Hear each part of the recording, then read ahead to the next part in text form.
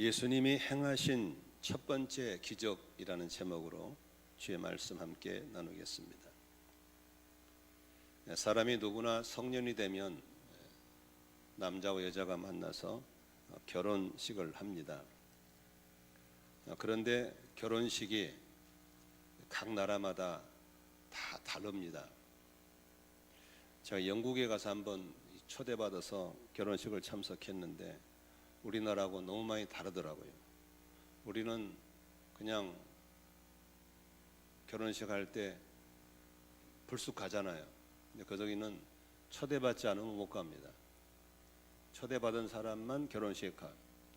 우리는 그냥 봉투 내밀면 되잖아요. 근데 거기는 신랑 측, 신부 측하고 협의해서 뭐가 필요하냐, 뭘 사줄게 협의해서 해서 섞이지 않도록 하는 것도 멋있더라고요. 그리고 충분히 신랑에게 신부에게 축복할 수 있는 시간들을 더 할애하더라고요. 참 아주 뜻깊은 결혼식을 보고 왔습니다. 오늘 우리가 이스라엘 나라의 결혼식도 또 다릅니다. 그 사람들의 결혼식은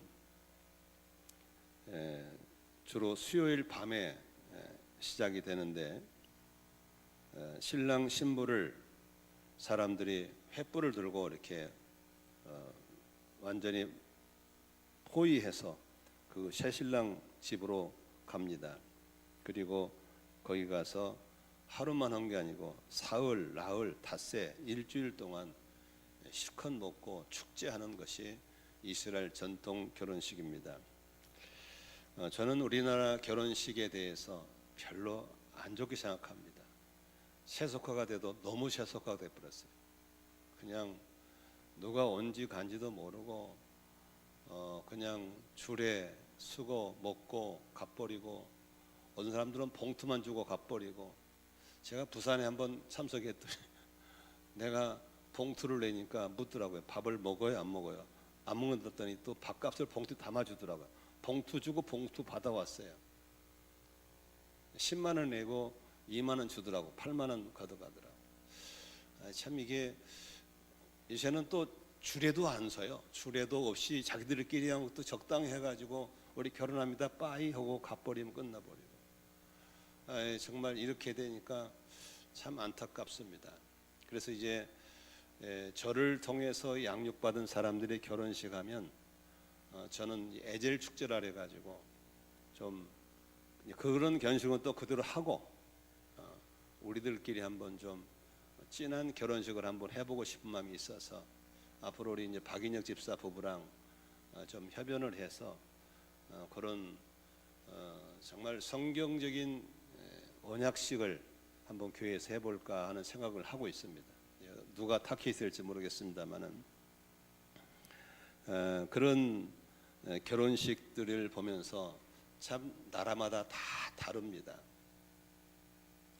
과거에는 우리나라에도 뭐 예풍습을 따라서 패벽을 드리기도 하고 또 온 친척들이 같이 좀 즐겁고 노래하고 또 뭐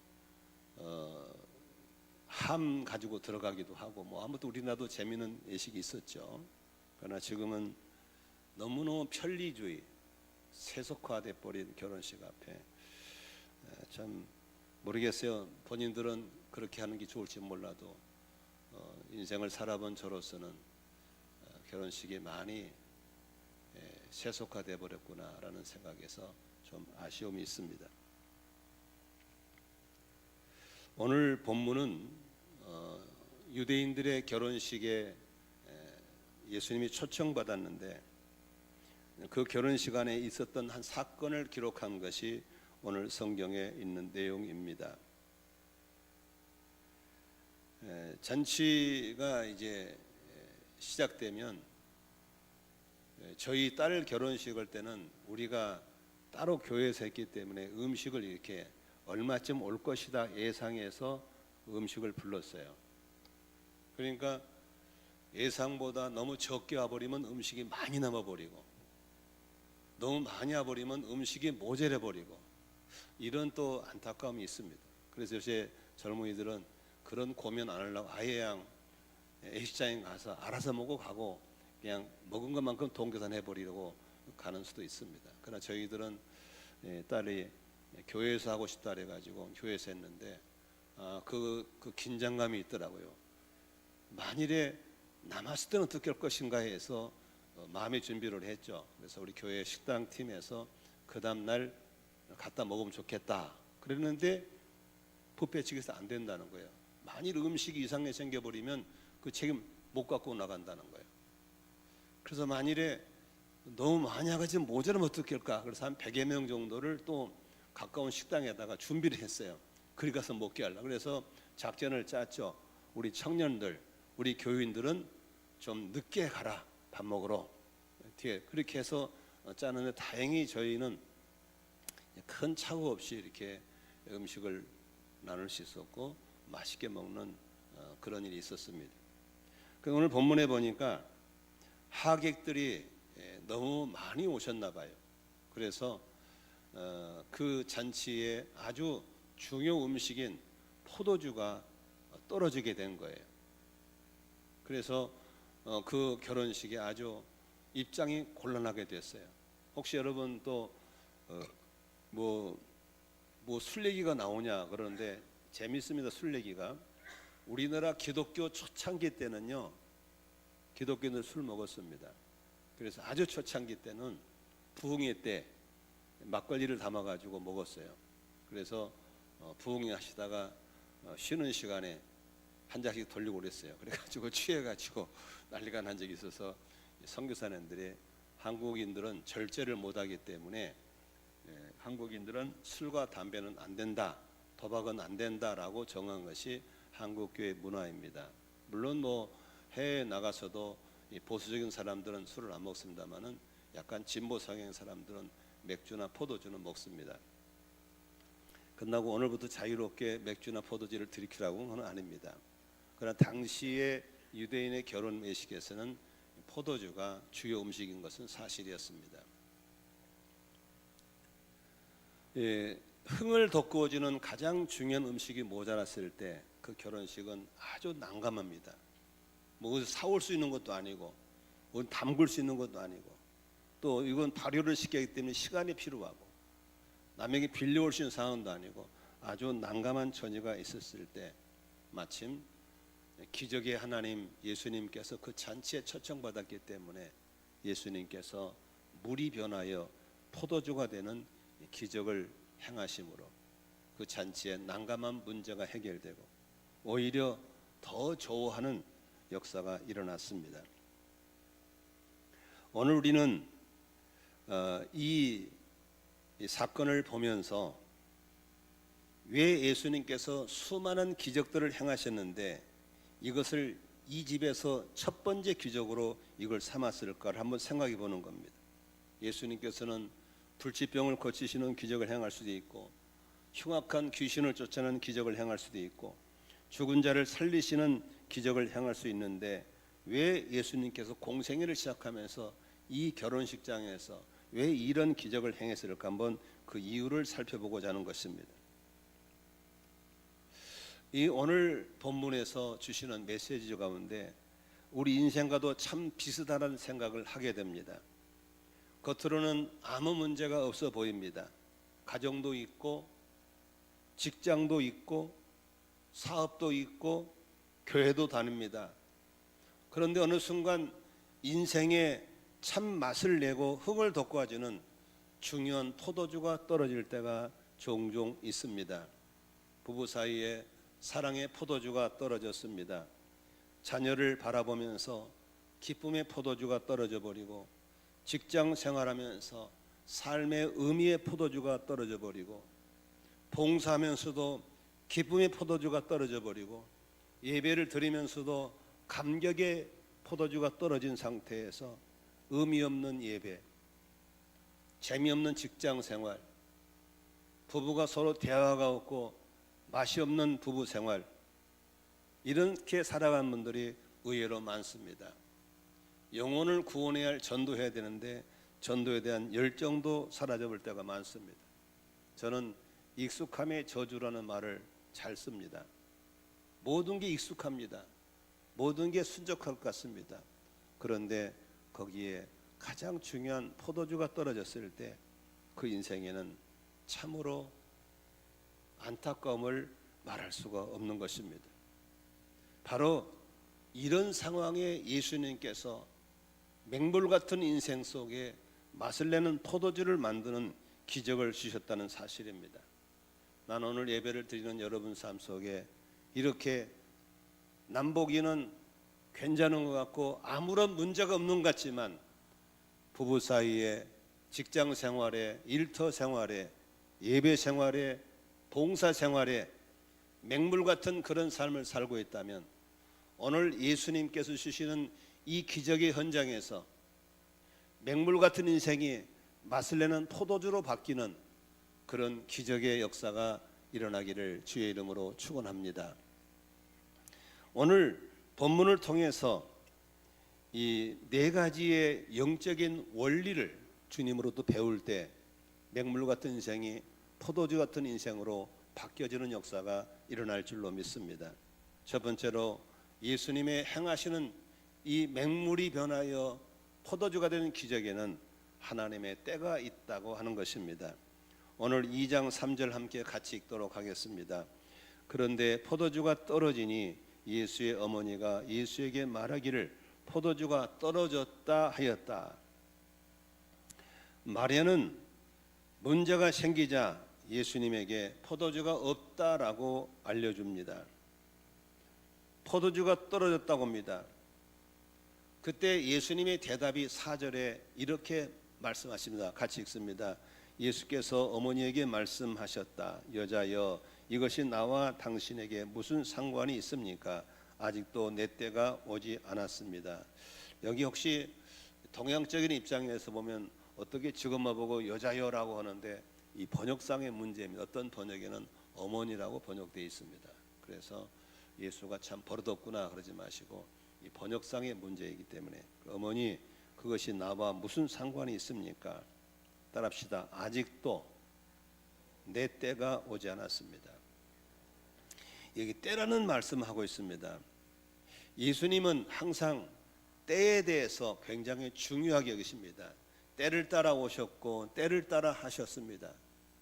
그래서 잠언서 전도서에 보면은 범사에 때가 있고 범사에 기한이 있다라고 말씀하셨습니다.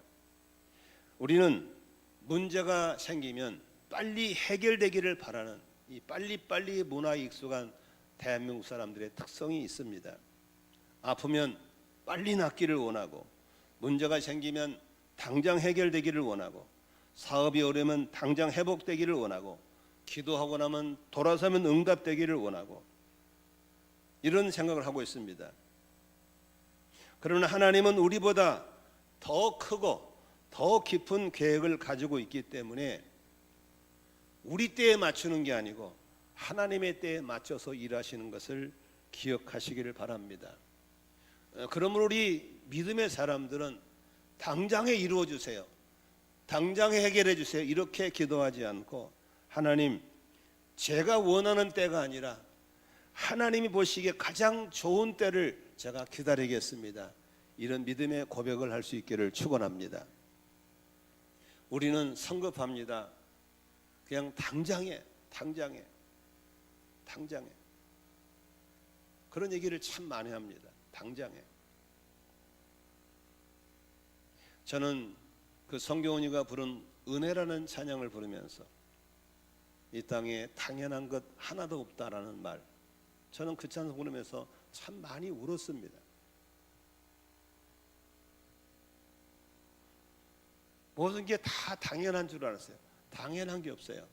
다 하나님의 때에 하나님이 이루시고 하나님의 일을 해나가시는 걸 보면서 우리는 그저 믿음을 가지고 인내하고 바라볼 뿐이란 사실입니다. 그게 아니더라고요. 혹시 여러분의 삶에도 인생의 포도주가 떨어져 있다면 하나님의 때에 맹물이 변하여 포도주가 되는 기적들이 일어나기를 주의 이름으로 축원합니다. 가정의 문제를 놓고, 결혼의 문제를 놓고, 진로의 문제를 놓고, 사업장의 문제를 놓고, 오랫동안 기도했지만 아직 변화가 일어나지 않고 있다면 낙심하지 말고 포기하지 않기를 바랍니다. 보험사에 하나님의 때가 있음을 믿으시기를 바랍니다. 8월 31일부터 이제 5일씩 열흘 동안 특별 새벽 기도를 할 생각입니다. 그때 주제가 포기하지 마입니다. 포기하지 마. 저는 이번 기회에 여러분들이 함께 그 책을 읽고 공부하고 기도하면서 우리의 삶에 포기하지 않기를 바랍니다. 죽은 나사로를 살릴 때 나사로가 죽어간다는 소식을 듣고 예수님은 급히 달려가지 않았습니다. 세상 말로 문기적 거리면서 시간을 보냈습니다. 도착했더니 나사로는 이미 죽었습니다. 무덤에 갇혀 있었습니다. 그때 그의 동생 마르다와 마리아는 왜 이제 오셨습니까? 진즉 오셨으면 우리 오빠가 안 죽었을 것인데. 그러나 예수님은 하나님의 때를 알고 있었고 믿고 있었기 때문에 전능하신 생명의 주관자 앞에는 병들어 있는 거나 죽은 거나 살리는 건 다 마찬가지인 걸 믿으시기를 바랍니다. 죽음은 죽은 나사로, 시신이 썩어서 냄새가 나는 그 나사로를 향해서 살려내심으로 그분이 하나님이시고 그분이 생명을 주관하신 분인 것을 만천하에 드러내신 걸 믿으시기를 바랍니다. 그러므로 우리는 하나님의 기적은 때가 있음을 기억하고 하나님의 때를 신뢰하면서 흐트러지는 자세로 믿고 기다리고 낙심하지 않고 포기하지 않고 사명의 자리에서 예배의 자리에서 신실하게 자리를 지켜나가는 하나님의 사람들 되시기를 바랍니다. 하나님 내 때에 이루어주세요가 아니라 하나님의 때에 일어날 걸 믿고 제가 기다리겠습니다. 내가 생각하는 때보다도 더 좋은 때 주실 걸 믿고 기다립니다. 그러므로 믿음은 인내이고 인내는 언더 리메인 바로 그분의 권위 아래 앉아서 있는 것이 바로 인내입니다. 우리 성도 여러분, 오늘도 맹물이 변하여 포도주가 되신 하나님의 역사가 반드시 여러분에게 올 걸 믿으시기를 바랍니다. 어떤 존경하는 목사님의 사무실에 갔더니 이런 그림이 하나 있었습니다. 한 작은 배가 모래사장에 걸터 앉아 있었습니다. 그 밑에가 써 있었습니다. 반드시 밀물의 때는 온다. 그렇습니다. 지금은 물이 없어서 배가 떠 있지 못하고 모래사장 가에 걸쳐 있지만 반드시 밀물이 와서 배를 타고 바다를 항해할 때가 올 걸 기다리는 것, 이게 바로 우리 믿음의 사람들의 가야 할 길인 걸 믿으시기를 바랍니다. 따라합시다. 반드시 밀물은 옵니다. 두 번째, 이 기적의 문제를 돌아볼 때 문제가 상황이 발생했을 때 이 문제를 가지고 예수님께 나아갔다고 하는 것입니다. 3절에 보니까 마리아가 예수님께 포도주가 없다라고 알려줍니다. 근데 저는 우리가 마리아라는 사람에 대해서 좀 생각할 필요가 있는데, 타종교에서는 이 마리아를 우상화시켰기 때문에 개신교인들이 마리아를 좀 낮춰 생각하는데, 저는 마리아를 우상화시키는 것은 반대하지만 마리아는 우리가 충분히 존경해야 될 사람인 걸 믿으시기를 바랍니다. 하나님을 경외하는 사람이었기 때문에 처녀의 몸에 아기가 임신한다고 그럴 때 그건 받아들일 수 없는 문제였습니다. 당시의 법으로는 돌에 맞아 죽을 일입니다. 그런데 하나님의 뜻이라는 것 앞에 순종하고 동정녀 마리아로 아기 예수를 잉태케 하는 여자가 바로 마리아였습니다. 그리고 온갖 멸시 천대 속에서 끝까지 예수 옆에 서서 육신의 어머니로서 한 신앙인으로서 하나님의 섭리를 수용해내는 그런 사람이 마리아였습니다. 우리는 이 마리아를 존경하는 마음으로 이분의 신앙을 좀 들여다볼 필요가 있습니다. 잔치집에 초청받았는데 가장 중요한 음식인 포도주가 떨어져 버린 겁니다. 사람들은 흥이 나서 한참 곳곳에서 하하호호 웃고 난리 났는데 이 잔치를 여는 집주인은 아주 난삭하게 돼버린 겁니다. 이걸 파악한 마리아는 아주 지혜롭겠습니다. 여기 여자분들은 좀 이런 지혜가 있으면 좋겠어요.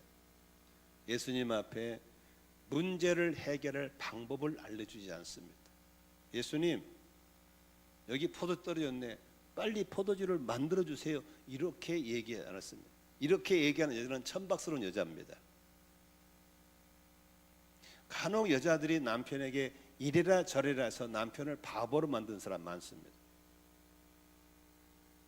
그런데 마리아는 어떻게 합니까? 포도주가 떨어졌습니다라고 문제만 올려줍니다.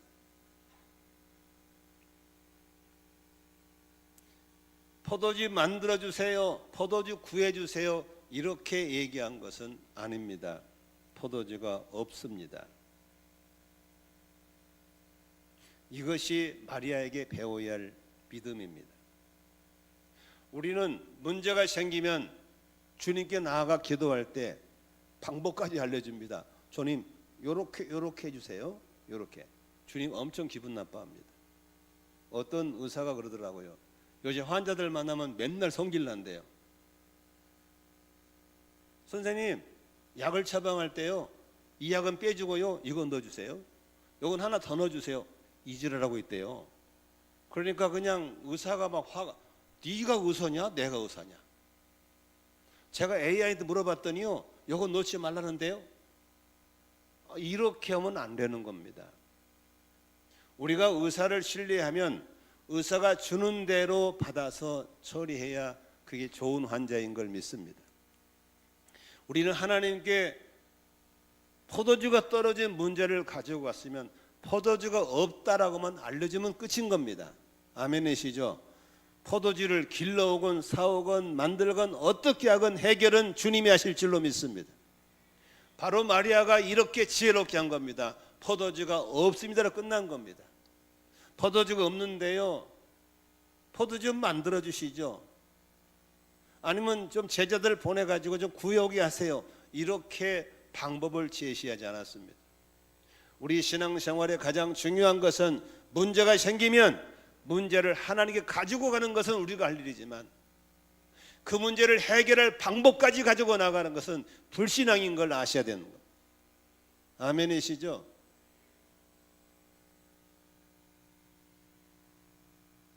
우리에게 이러한 중요한 문제, 중요한 지혜를 얻는 게 필요합니다.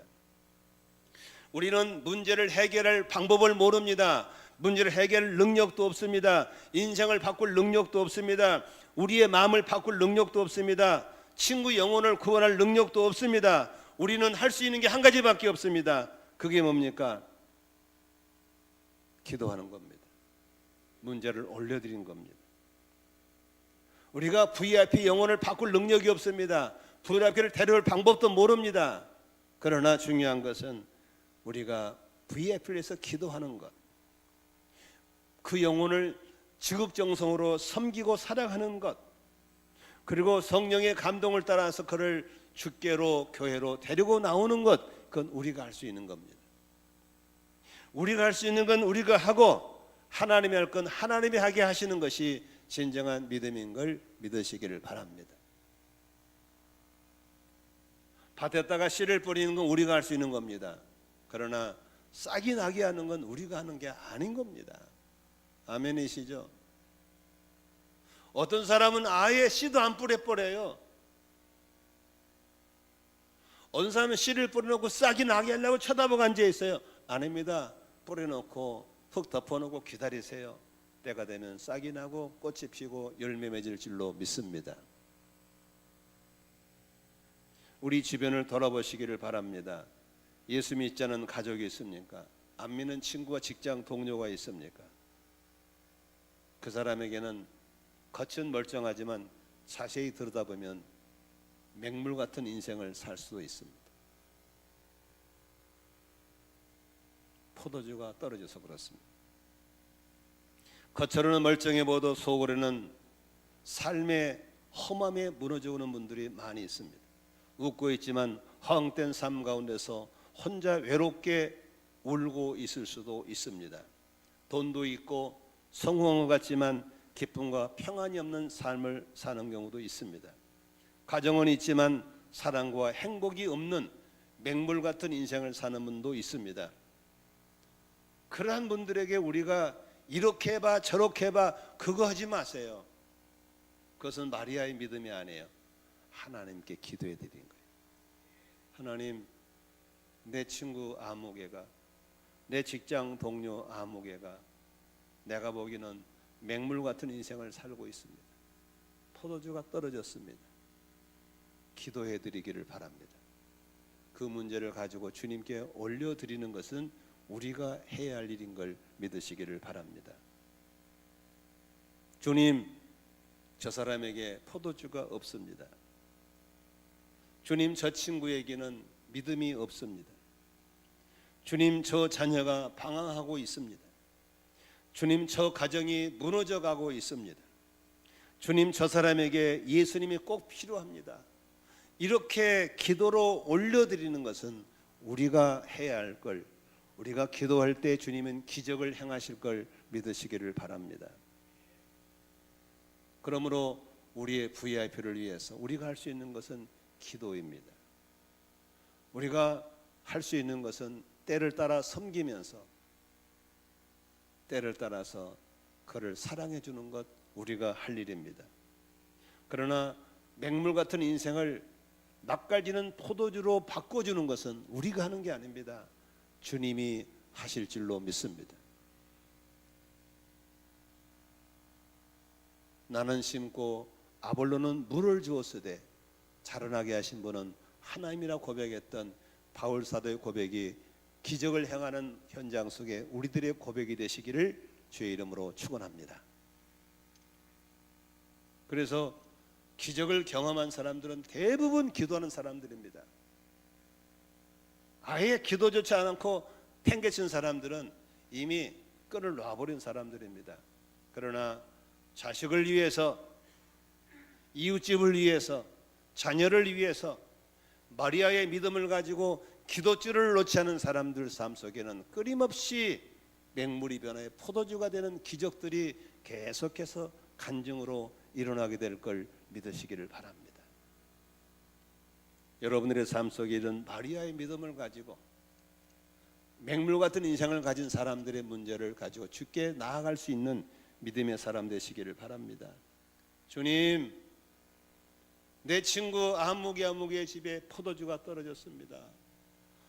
하나님, 내 친구 직장 동료 누가 있다네 가보니까 맹물 인생입니다. 어쩌면 내 자신도 맹물 인생입니다. 하나님, 나를 불쌍히 달라고 있는 그대로 주께 나가서 올려드리는 바로 마리아의 같은 믿음, 기도하는 믿음, 내가 할 수 있는 건 최선을 다하는 믿음, 이걸 통해서 하나님은 기적을 행하실 줄로 믿습니다. 많은 사람들이 여러분의 기도 때문에 내 인생이 이렇게 맛깔진 인생이 되었다는 그런 간증, 그런 고백을 듣게 되시기를 주의 이름으로 축원합니다. 세 번째로 기적은 주의 말씀을 신뢰하고 순종할 때 경험되는 것입니다. 참 재미있는 것은요, 마리아가 그렇게 딱 올리니까 예수님이 하시면 내 때가 아니라 딱 그 정리 끊어버리잖아요. 그러면 어떻게 하겠어요? 우리 같으면 흥 하고 돌이켜서 포기하겠죠.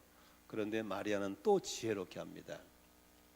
5절 한번 볼까요? 이 마리아의 지혜가 재밌습니다. 시작. 그 어머니가 일꾼들에게 이르기를 무엇이든지 그가 시키는 대로 하세요 하고 하인들한테 얘기해 줍니다. 지금 포도주가 떨어지는데 예수님께서 때가 아니라고 그러네. 때가 아니라고 그러네. 그러나 언젠가 때가 오면 그분이 움직이기 시작할 때 시키는 대로 하세요. 뭘 시키든지 시키는 대로 하세요라고 하나님의 때에 일하실 걸 믿고 그릇을 준비하고 있는 마리아를 보는 겁니다. 우리는 내가 스스로 때를 정해놓고 아직 때가 안 됐다고 누워 잠을 자고 인생을 방관하는 사람들은 안 되는 겁니다. 때가 곧 임박한 걸 믿으시고 그 때에 일하실 걸 기다리고 준비하는 자세가 필요한 줄로 믿습니다. 주의 재림을 아직 멀었어. 그건 네가 생각하는 때야. 오늘 저녁에 오실 걸 믿고 우리는 준비해야 될 줄로 믿습니다. 어리석은 부자처럼 나는 오래오래 살 거야. 그건 네가 생각하는 때야. 그래서 어리석은 부자처럼 긁어 모으고 곡간을 짓고 또 채우고 곡간을 짓고 또 채우고 이제는 됐다 했을 때 주님이 하신 말씀이 이 어리석은 인생아 오늘 밤에 내가 네 영혼 데려가면 이건 누구시 되겠냐 했습니다. 땅의 부자가 아니라 우리는 하늘의 부자가 돼야 될 줄로 믿습니다. 진정한 하나님의 때를 믿고 기다리는 사람은 오늘 저녁에 예수님이 오셔도 나는 부끄럽지 않게 맞이할 수 있도록 준비된 삶을 살아야 될 줄로 믿습니다. 나는 전혀 병원 갈 사람이 아니야. 누가 그런 큰 소리를 칩니까? 한치 앞을 모르는 게 인생입니다. 그러므로 이 마리아처럼 내 때가 아니라는 예수님 앞에 이 때가 멀었단다. 그냥 대충 가자. 이렇게 경거망동한 여인이 아니었습니다. 때가 가까이 올 걸 믿고 우리는 모르지만 저분이 무슨 말씀하시는지 시키는 대로 하라고 하인들에게 당부시켜놓는 이 마리아의 겸손한 지혜, 우리 성도들의 지혜가 되시기를 축원합니다. 무엇이든지 그가 시키는 대로 하세요. 순종을 가르쳐 줍니다. 그래서 6절에 보니까 같이 읽습니다. 그런데 유대 사람의 정결 예법을 따라 거기에는 돌로 만든 돌 항아리 6이 놓여 있었는데 그것은 물 2세 동이들이 항아리였다. 이 앞전에 저랑 같이 이스라엘 가신 분들은 이 항아리를 보고 왔습니다. 보셨죠? 항아리 어떻게 생기는 거 보셨죠? 굉장히 큽니다. 항아리가 꽤 큽니다. 항아리 6개가 놓였는데 그 6개를 준비해 놓은 겁니다. 그때 예수님께서 그 마리아의 믿음을 보시고 주님이 움직이기 시작합니다. 7절에 예수님께서 하인들에게 뭐라고 하십니까? 같이 읽습니다. 시작. 예수께서 일꾼들에게 말씀하셨다. 이 항아리에 물을 채우라. 그래서 그들은 항아리마다 물을 가득 채웠다. 가득 채웠다. 하인들이 물을 채우면서 무슨 생각을 했을까요? 하인들도 정상적인 지각을 가진 사람들인데 비록 하인의 신분이지만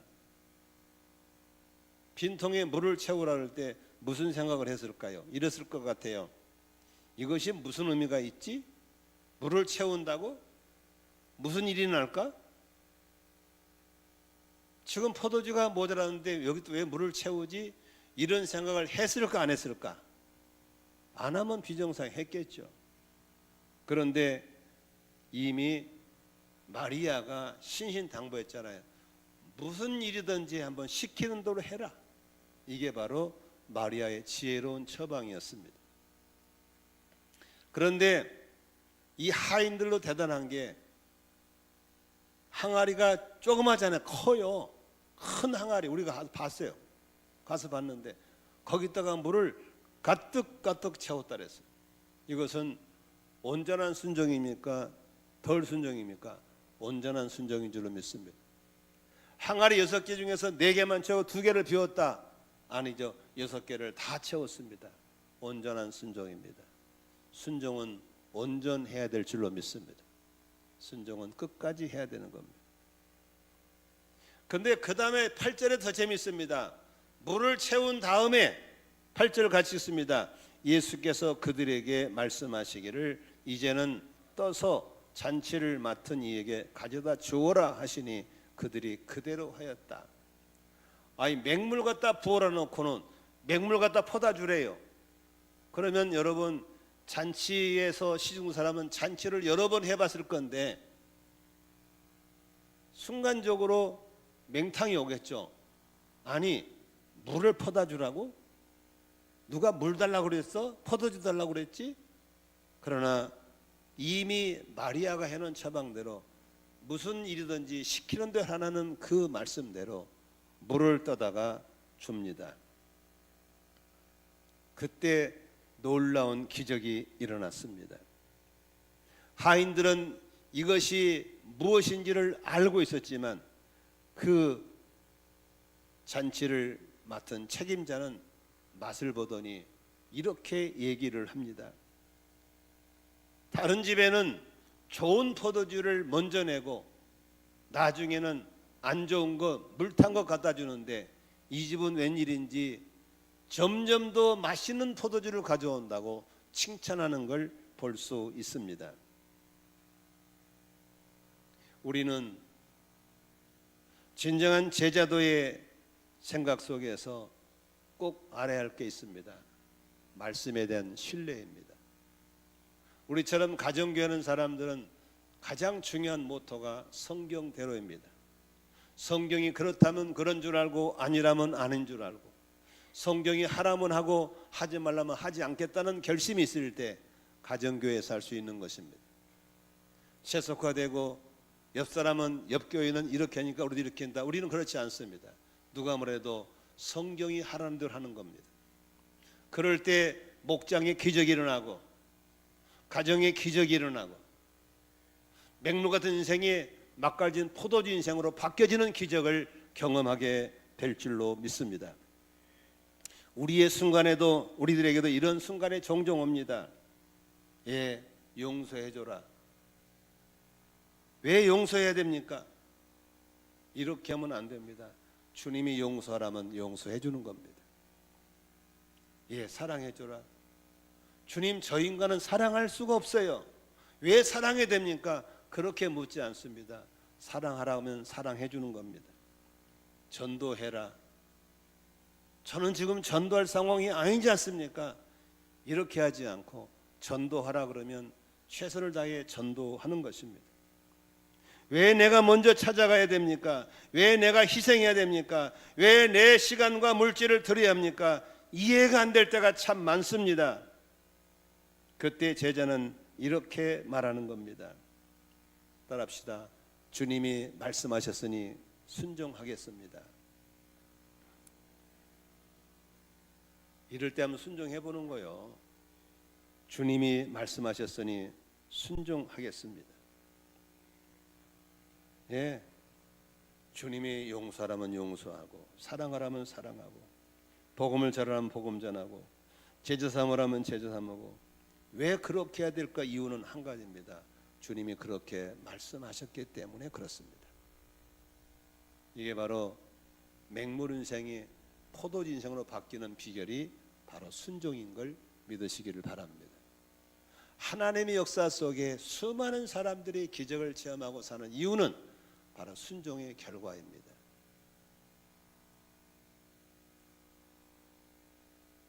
저희 목회 속에서도 기도하다가 뜬금없이 찾아오셔서 주님이 말씀할 때가 많습니다.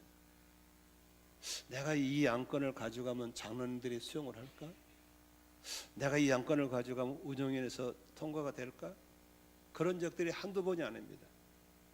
묻고 또 묻고 묻고 또 묻고 제시하면 아니나 다를까 그분들이 이해를 못할 때가 많습니다. 그러나 지금까지 저희들은 주의 뜻인 것이 분명하면 순종했습니다. 순종할 때 지금의 교회가 됐습니다. 앞으로도 그렇게 할 것입니다. 그래서 주님이 하셨다는 간증을 하게 될 줄로 믿습니다. 오늘도 기적은 순종을 통해서 일어나는 것이지 우리 이성을 설득하고 이성이 이해돼서 하는 것이 아닙니다. 절대로 3차원에 사는 우리는 4차원에 사는 세계를 이해할 수가 없는 것입니다. 순종으로만 담아내게 될 줄로 믿습니다. 마지막, 이 기적의 진짜 목적이 무엇일까? 많은 사람들은 이 본문에서 잔치집에 망신당하지 않게 하시는 주님이라고 표현합니다. 이 본문의 주제는 거기에 있지 않습니다. 바로 11절에 있습니다. 같이 읽겠습니다. 예수께서 이 첫 번 표징을 갈릴리 가나에서 행하여 자기의 영광을 드러내시니 그의 제자들이 그를 믿게 되었다. 오늘 본문의 결론은 11절입니다. 오늘 성경에 물이 변화해서 포도주 된 걸 기적이라는 용어를 쓰지 않고 표징이라는 표현을 씁니다. 표징이 뭡니까? 예수님이 기적의 중심이라는 것을 알려주는 겁니다. 예수님이 어떤 분인가를 알려주는 겁니다. 예수님께서 하나님의 영광을 위해 사는 사람이고, 예수님께서 제자들에게 믿음을 심어주게 한 것이고, 제자가 제자를 낳게 한 것이라고 말하고 있는 것입니다. 오늘도 우리의 삶 속에 수많은 기적이 일어나는 것은 기적 자체에 포커스를 두면 안 됩니다. 기적의 중심이 바로 예수님인 줄로 믿습니다. 한낱 결혼식에 잔치를 흥을 돋궈주는 분으로 계신 게 아닙니다. 바로 물이 변하여 포도주가 되게 하시는 분이 바로 예수님이라는 사실을 알려주고 있는 겁니다. 저분은 인간이 아니라 하나님이심을 드러내고 그를 믿게 하는 데 목적을 두고 있었던 것입니다. 그래서 오늘 11절에 제자들이 그를 믿게 되었다라고 써 있습니다. 하나님께서 나에게 은혜를 주실 때 왜 은혜를 주셨는가 물어보셔야 됩니다. 건강을 회복시켜줬다면 왜 회복시켜줬는지 물어봐야 됩니다. 사업을 일으키셨다면 왜 사업이 잘 되겠는가를 물어보셔야 됩니다. 자녀를 붙들어줬다면 왜 우리 자녀를 붙들어줬는지 물어봐야 됩니다. 어려운 일을 해결해 줬다면 왜 해결해 준가를 물어봐야 됩니다. 단순히 내 잘 살라고 해준 게 아닙니다. 글로 끝나면 안 되는 겁니다. 그 일을 통해서 예수님이 삶의 주인이시고 그 일을 통해서 예수님이 하나님이신 것을 이 땅에 드러내기 위해서 사업장에도 자녀에도 우리 하는 일에도 개입하시는 걸 믿으시기를 바랍니다. 우리 교회가 앞으로 많은 기적과 기도응답들이 있었으면 좋겠습니다. 기도했더니 응답을 받고 병든 사람의 고침을 받고 가정이 회복되고 자녀가 믿음으로 돌아오는 역사들이 계속 일어났으면 좋겠습니다.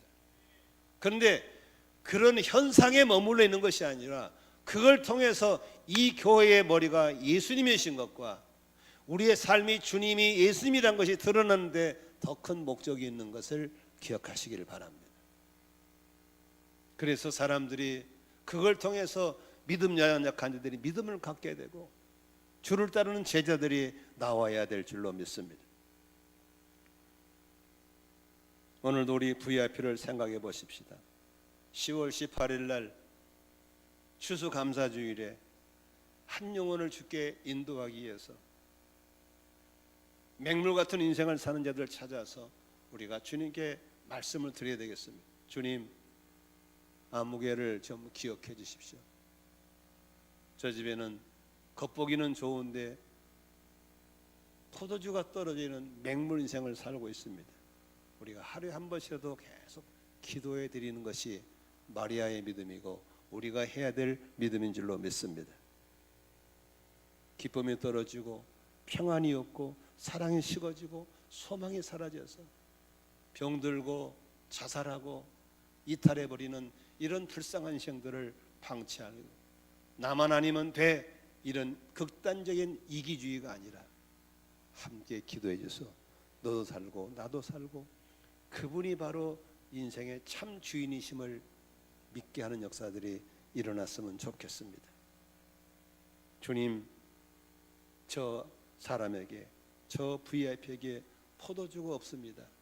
이 한마디는 우리가 날마다 올려드릴 필요가 있는 줄로 믿습니다.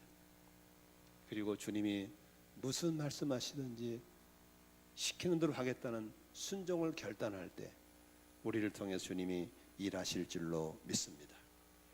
우리 모두 기적의 주인공 되시기를 바라고, 예수님이 삶의 주인인 것이 드러내기를 바라고, 나를 통해서 많은 사람이 믿음을 갖게 되기를 바라고, 단순히 주를 따른 사람들이 주님의 제자가 되는 역사들이 계속해서 일어났으면 좋겠습니다.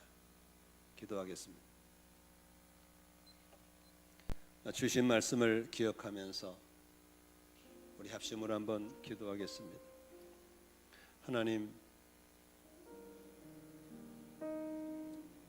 주님의 때를 향해서 기다리는 믿음을 갖게 하시고 낙심 포기하지 않게 해주시고, 마리아의 지혜처럼 문제 해법을 알려드리는 것이 아니라 문제를 올려드리는 기도의 사람 되게 하시고, 주님이 일하실 수 있도록 순종을 준비하는 마리아가 되게 해 주십시오. 그리고 정말 그 순종을 통해서 기적들을 보게 해 주십시오. 그리고 기적이 일어났을 때 단순히 기적에 남아는 것이 아니라 수많은 사람들에게 믿음을 심어주고 제자를 만드는 계기가 되게 해주십시오. 합심으로 한번 기도하시고, 이번 기회에 여러분의 VIP의 이름, 맹물처럼 사람 인생들의 이름을 좀 불러가면서 같이 기도하고 나아가겠습니다. 동성 기도하겠습니다. 살아계신 나의 아버지,